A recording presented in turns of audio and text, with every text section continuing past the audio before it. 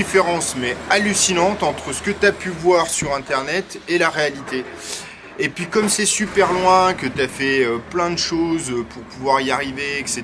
Tu vois, enfin tu as pris toutes tes affaires dans ton véhicule, dans ta petite 106 kit là, tchac, tu pars avec ta petite 106 kit avec ton sac de couchage en mode super roots, parce que de toute façon t'es un dur, t'es un jeune, et puis tu pars avec ta caisse à outils, avec les 3 outils que t'as dedans, parce que tu essayes d'être motivé, solidaire et tout.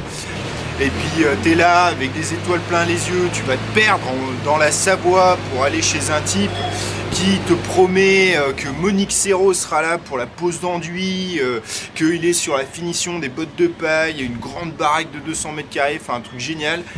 Et puis tu arrives sur le site, et là il t'explique qu'en fait Monique Serrault c'était trop cher, donc en gros elle était là il y a quelques jours, mais c'est tout.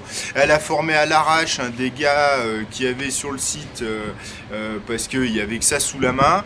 Donc la personne en question qui a été formée aux enduits avait jamais fait d'enduit de sa vie, donc t'apprends pas à faire des enduits correctement en une journée, hein, ça c'est net.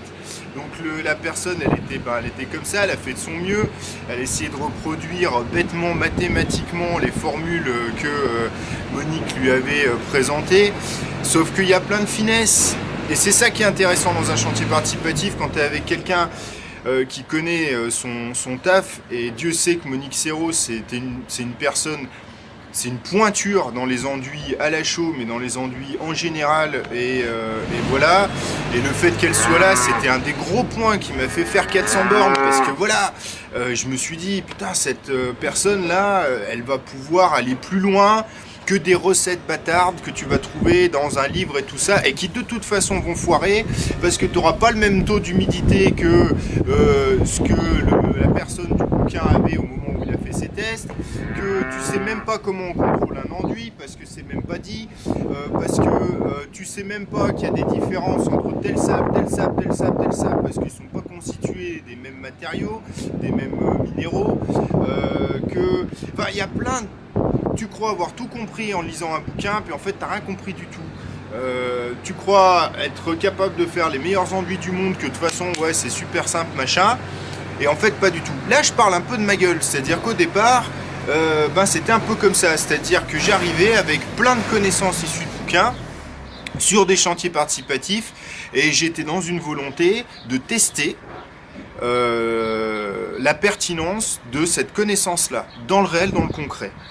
Et quand tu te retrouves sur un chantier participatif où y a un gamin issu d'école d'architecture propulsé en tant que chef de chantier des enduits corps, machin, etc. Et qui est tout à fait conscient que il n'a pas du tout la pointure de le faire. Mais il n'a pas le choix.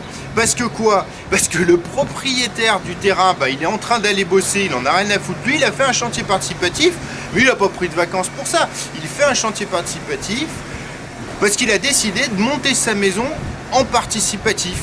Mais le gars, il n'est pas du tout dans un délire chantier-école ni rien du tout. C'est juste, il a besoin d'esclavage consenti moderne des bénévoles.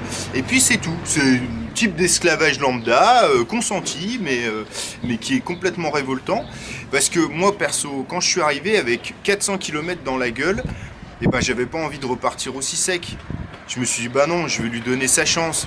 Alors t'essayes une journée, t'essayes 2 jours, t'essayes 3 jours, et puis finalement tu as donné 3 jours de boulot, 4 jours. Et la majorité des personnes qui étaient là, des bénévoles qui étaient là, avaient pas le cran, avaient pas l'envie, avaient pas je ne sais quoi, mais en tout cas ne partaient pas du chantier.